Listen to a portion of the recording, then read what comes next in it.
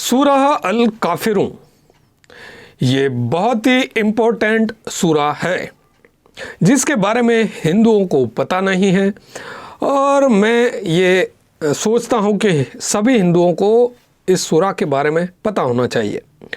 तो आज हम इस सूरा का एनालिसिस करेंगे। ये कोई ज़्यादा बड़ी सूरा नहीं है, इसमें बहुत सारी आयतें नहीं हैं, बहुत ही कम आयतें हैं, लेकिन ये हमें इस्लामिक साइके के बारे में बहुत महत्वपूर्ण जानकारी देती है।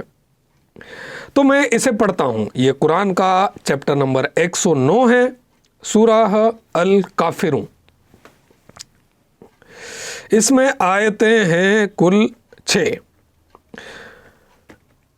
तो मैं इसको डायरेक्ट पढ़ूंगा, है ना, आयत नंबर नहीं बोलूंगा। कह दो ए इनकार करने वालों,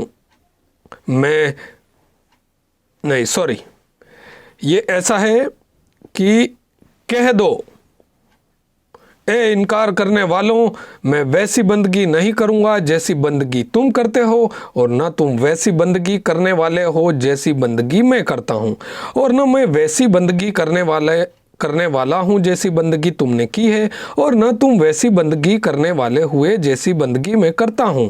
तुम्हारे लिए तुम्हारा दीन है और मेरे लिए मेरा दीन। अब आप जब कभी मुसलमानों से बहस करते हो तो मुसलमान जब बहस में लॉजिक नहीं रख पाता है ना, जब वो हारने लग जाता है बहस, तब वो इन वाक्यों का प्रयोग करता है कि तुम्हारे लिए तुम्हारा दीन है और मेरे लिए मेरा दीन। इंग्लिश में for you is your religion and for me is mine. तो ये सूरा जो है सूरह अल काफिरून, इसको हम इस पर थोड़ा गौर करेंगे तो इसमें एक तो रिपीटेशन हुआ है ना, कि एक ही बात को बार बार रिपीट किया है। कैसा कि मैं वैसी बंदगी नहीं करूंगा जैसी बंदगी तुम करते हो, और न तुम वैसी बंदगी करने वाले हो जैसी बंदगी मैं करता हूं, और न मैं वैसी बंदगी करने वाला हूं जैसी बंदगी तुमने की है, और न तुम वैसी बंदगी करने वाले हुए जैसी बंदगी मैं करता हूं। अब ये रिपीटिशन वाली चीज़ है। इसको आप इस तरह से अगर याद करते हैं सूरा को, है ना, तो ये अजीब तरह से रिपीटिशन है। इस रिपीटिशन करने में, इसको बोलने में दिमाग पर एक अजीब तरह का स्ट्रेस पैदा होता है।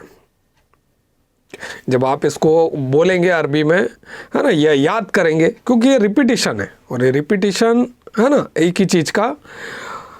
अब ये रिपीटिशन इस तरह से होगा, और ऐसी और भी सूरा है जहाँ पर रिपीटिशन आपको देखने को मिलता है। और ये इस तरह से जब रिपीटिशन आपको याद करना पड़ता है ज़बरदस्ती, तो इससे आपके दिमाग में तनाव उत्पन्न होता है, आपको ज़बरदस्ती याद रखना पड़ती है वो चीज़। तो ये ऐसी चीज़ें ही कारण बनती है कि मुसलमान ऑब्सेसिव कंपल्सिव डिसऑर्डर का शिकार होते हैं, क्योंकि ये बार बार रिपीटिशन करना चीज़ों का, है ना, आयतों का बार बार रिपीटिशन करना, ये ऑब्सेसिव कंपल्सिव डिसऑर्डर से शिकार बनाने में एक योगदान देता है।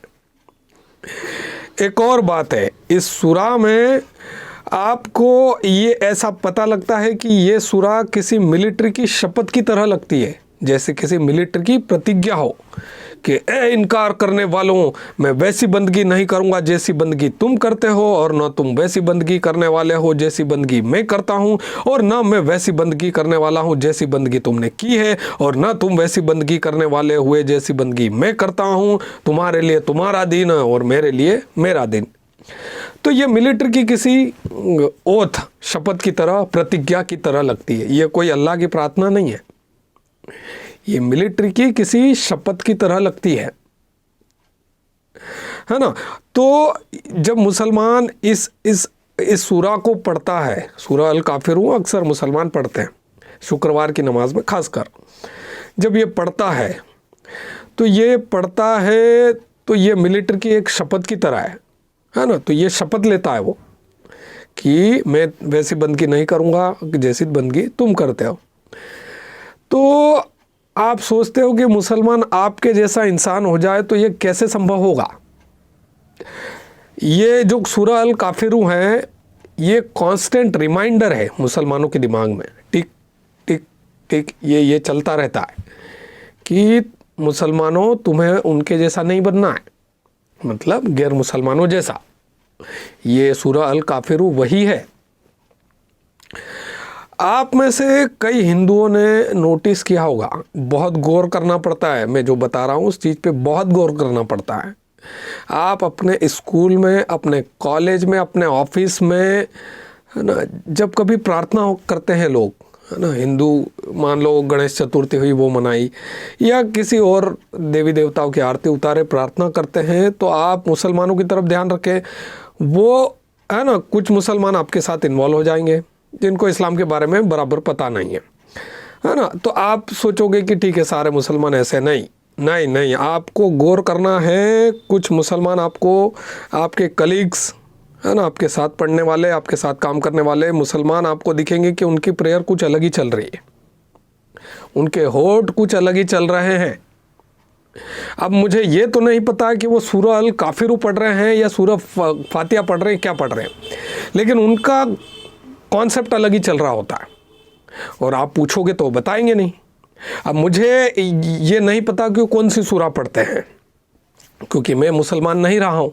मैं सिर्फ अंदाज़ा लगा सकता हूँ कि वो या तो काफिरून पढ़ रहे होंगे, है ना, मोस्ट प्रोबेबली मुझे लगता है कि काफिरून पढ़ रहे होंगे कि तुम्हारे लिए तुम्हारा दिन, मेरे लिए मेरा दिन, मैं तुम्हारे जैसा नहीं बनूंगा, है ना, ये काफिरून पढ़ रहे, ये मुझे लगता है, या फिर फातिहा पढ़ रहे हों, ये संभव है। लेकिन जब तक मुझे पता नहीं चलेगा, कोई मुसलमान या कोई एक्स मुस्लिम ही नहीं बताएगा कि मुसलमान ये क्या पढ़ते हैं उस टाइम, है ना, क्या बोलते हैं उस टाइम, क्या बुदबुदाते हैं, तब तक मुझे वो पता नहीं चलेगा। लेकिन आपको गौर करने वाला है पॉइंट है कि आपको गौर करना पड़ेगा कि कितने मुसलमान वाकई में आरती में आपकी सद्भावना, सेकुलरिज्म निभा रहे हैं, और कितने मुसलमानों के वोट कुछ अलग ही चल रहे हैं आरती में, ये आपको गौर करना पड़ेगा। ठीक है, तो सूरह अल काफिरून यही है कि ये मुसलमानों को ऑब्सेसिव कंपल्सिव डिसऑर्डर का शिकार बनाने में एक योगदान देती है। ये मुसलमानों के अंदर एक कांस्टेंट रिमाइंडर है जो उनके दिमाग में चलता ही रहता है। इसलिए मुसलमान कभी भी सेकुलर नहीं बन सकता। अगर वो कुरान को बराबर, इस्लाम को फॉलो करेगा तो वो सेकुलर बन ही नहीं सकता, क्योंकि ये किताब उसे बनने नहीं देगी। ठीक है, तो ये कांस्टेंट रिमाइंडर है। ये मिलिट्री की एक शपथ की तरह है, ये मिलिट्री की एक प्रतिज्ञा की तरह, ये अल्लाह की कोई प्रार्थना नहीं है, ये मिलिट्री की किसी शपथ की तरह है। तो इस्लाम एक मिलिट्री ऑर्गेनाइजेशन है, और मुसलमान का साइके एक मिलिट्री के सैनिक की तरह होता है। इस पर मैं काफ़ी वीडियोस पहले बना चुका हूँ, इसको डिटेल में अभी एक्सप्लेन नहीं करूँगा। तो सूरह अल काफिरून में मुझे यही बताना था कि मिलिट्री की एक शपथ की तरह है, जो कुरान में, ध्यान रखें, ये कोई प्रार्थना नहीं है, मिलिट्री की शपथ की तरह है, ये शपथ है, ये मिलिट्री की प्रतिज्ञा है। तो ये इस मिलिट्री की गाइड यानी कि कुरान से जो प्रतिज्ञा है वो मुसलमान पढ़ते हैं, और कांस्टेंट रिमाइंडर है। ये तनाव में आपको रिपीट करना पड़ती है एक ही चीज़, एक ही लाइन, मैं तुम्हारे जैसा नहीं बंदगी करूँगा, तो मेरे जैसी नहीं करूँगा, मैं तुम्हारे जैसे नहीं, ये रिपीटिशन है। तो इससे मस्तिष्क में तनाव उत्पन्न होता है और ये ऑब्सेसिव कंपल्सिव डिसऑर्डर का शिकार बनाता है। तो इस वीडियो में इतनी ही जानकारी। अगर आपको वीडियो पसंद आया हो तो वीडियो को लाइक करें, चैनल को सब्सक्राइब करें, कमेंट सेक्शन में जो मर्जी आए वो लिखें, और बाय।